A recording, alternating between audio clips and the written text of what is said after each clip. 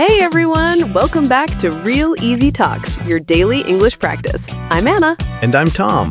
We're so happy you're here with us today. If you're new, subscribe so you don't miss our daily episodes. Hey Tom, quick quiz. Fill in the blank. I was born blank January.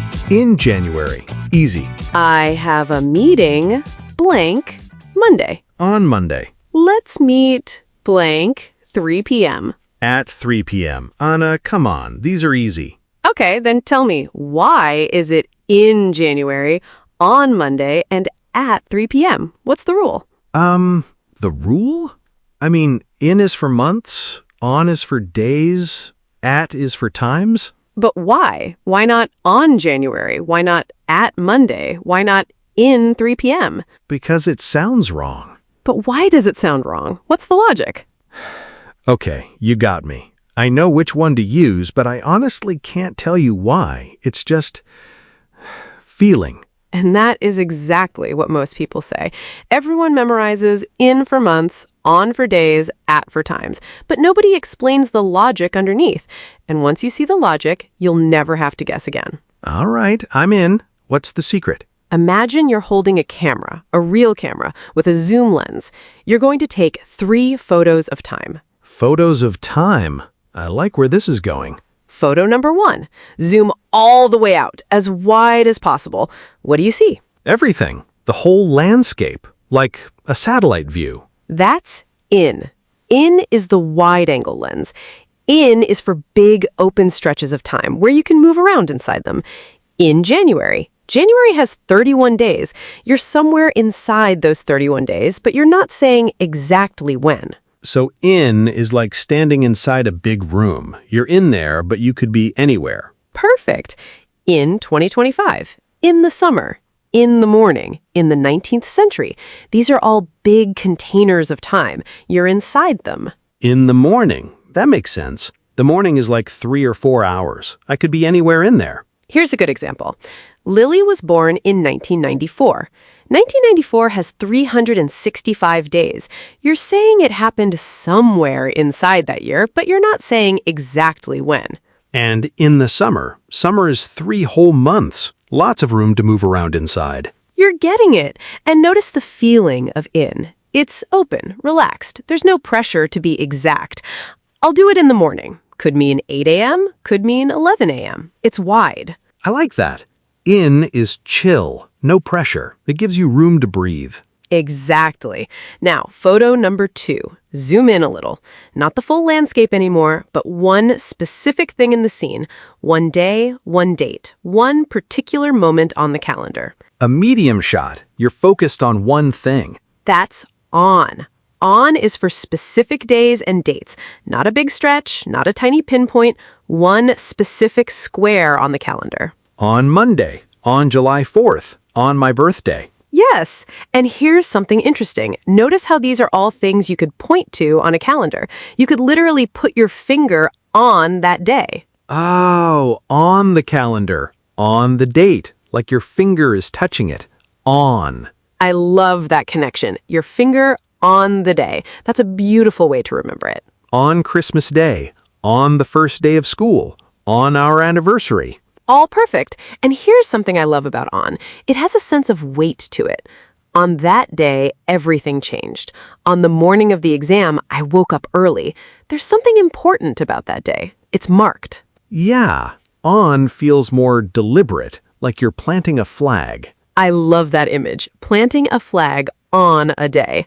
Now, photo number 3. Zoom all the way in, as close as possible. You're looking at one exact point. A close-up, like looking at one single pixel. That's at. At is for precise, exact moments in time. Not a range, not a day, a single point, a pinpoint on the clock. At 3 p.m., at noon, at midnight. Exactly. At is like a pin on a map. It marks one exact spot. You can't move around inside 3 p.m. It's just 3 p.m., one point. So the whole system is about size? In for big time, on for medium time, at for small time. Yes, that's the logic. Big to small, wide to narrow, zoom out to zoom in. And I want you to really feel this in your body.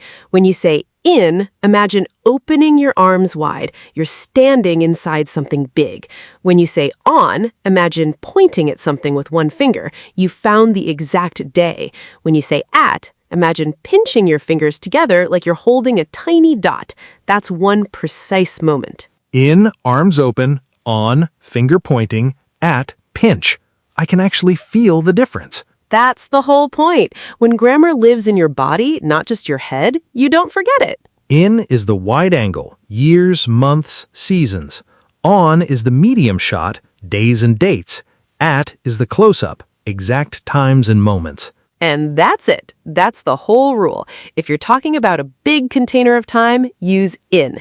If you're pointing to a specific day, use on.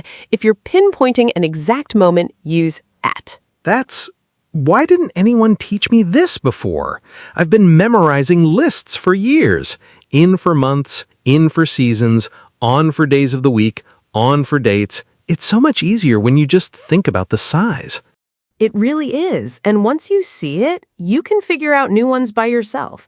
You don't need a list anymore. Test me. Give me something new. I'll see you blank the afternoon. The afternoon is a few hours. That's a big stretch. In the afternoon. The flight leaves blank March 15th. March 15th is a specific date. I can point to it on the calendar. On March 15th. Don't be late. The show starts blank 7:30. 7:30 is an exact moment. At 7:30. 3 for 3. You see how you didn't need to check a list? You just asked, how big is this time? Big, medium, or small. That's literally all it is. Now, I should be honest, there are a few tricky ones that don't seem to follow the rule perfectly. I knew it. There's always that one kid in class who doesn't follow the rules. Exactly. But here's the thing. Even the exceptions make sense when you think about them. They're not random. Let me give you the biggest one. What do you say? In the night or at night? I'd say at night. But wait, the night is long, like 6 or 7 hours. Shouldn't it be in the night? Great thinking. And you're right that the night is a long stretch. But English treats night as a point on the daily cycle. Morning, afternoon, evening, night. It's like 4 stops on a clock. When you say at night, you're pointing to that section, like pointing to a stop on a route. So it's like night is treated as a marker, not a container. Exactly. And notice we say in the morning and in the afternoon and in the evening, but at night. Night is the exception because it acts as a point, not a period. That's always confused me. But the way you explain it, night as a stop on a route, not a room to walk around in, that actually makes sense. So I like to read at night. Night is a marker on my daily route. Perfect. And you can say in the night, but it means something slightly different. I woke up in the night means you woke up during the night hours. You're inside those hours. It's a subtle difference, but both are correct in different situations. At night, I read. Night as a marker. In the night, I woke up. I'm inside the night hours. Exactly. See? The zoom lens still works. Now, here's another tricky one. What about the weekend? In the weekend, on the weekend, or at the weekend? I've heard all three. Which one is right? They're all used, and here's why. On the weekend is most common in American English. It treats the weekend like a specific time period, similar to a day. At the weekend is British English. It treats the weekend like a meeting point in the week. And in the weekend is used in some other varieties of English. So it depends on where you are? Yes. If you're not sure, on the weekend is the safest choice. Most people around the world understand it. But don't worry if you hear at the weekend. That's just British English doing its own thing. British English doing its own thing. Always. Now, here's one more exception that I want to mention because my students always ask about it. Hit me. What about on time versus in time? Oh, those are different? I always mix them up. They are very different. On time means at the scheduled moment, not early, not late, exactly when it was planned. The train arrived on time. It arrived at the exact scheduled time. Like hitting the target perfectly. Exactly. And in time means before it's too late. You still have time left. I got to the airport in time. Maybe I was early, maybe I was cutting it close, but I made it before it started. Oh, so on time is about the exact moment, and in time is about the window before the deadline. Perfect. The meeting started on time, at 2 p.m. exactly, as planned.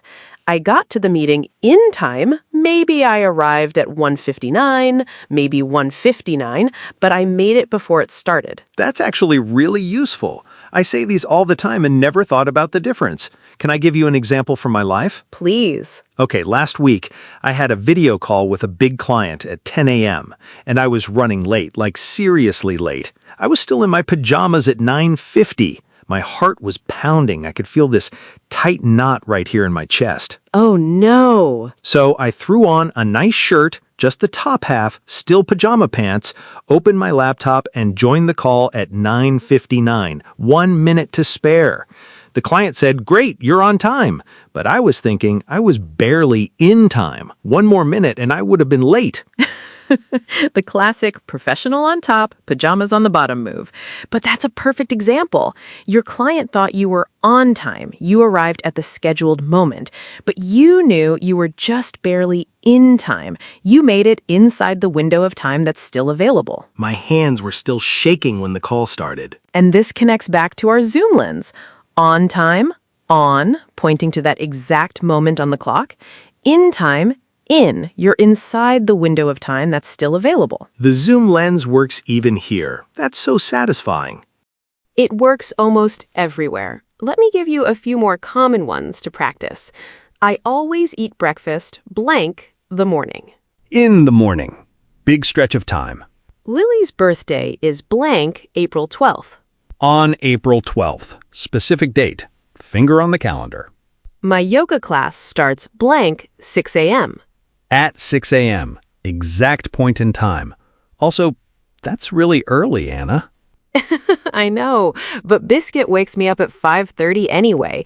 He stands by the bed and just stares at me until I open my eyes. I can feel those little corgi eyes burning into my face. That's terrifying and adorable at the same time. Just two little eyes in the dark, staring. And he doesn't blink. He just waits. Very effective alarm clock. Okay, a few more.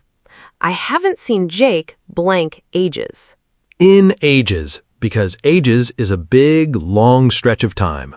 I'll call you blank Friday. On Friday, specific day. Let's meet blank lunchtime. Lunchtime, is that a point or a period?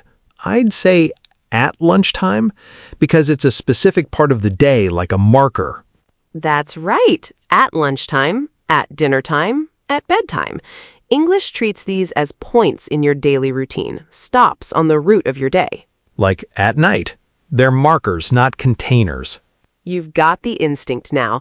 And here's how to use this going forward. When you're not sure which preposition to use, just ask yourself 3 questions.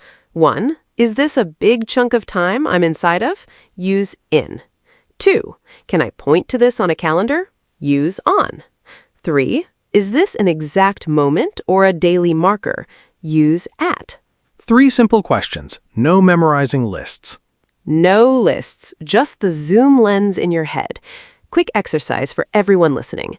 Think about right now. What month is it? Say, I'm listening in. What day? It's.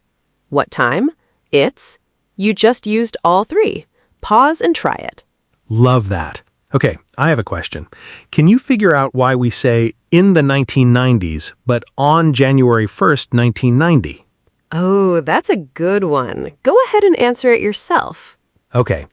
In the 1990s, because the 1990s is a huge stretch, 10 whole years. I'm somewhere inside that decade. But on January 1st, 1990, because that's one specific date. I can point to it on the calendar. And if someone asks, what time were you born? At 3:47 a.m., or whatever the exact time was. One pinpoint moment. Zoom out, zoom in, zoom in. Decade, date, moment. In, on, at. That is the cleanest way this has ever been explained. I feel like someone just cleaned my glasses and now everything is sharp.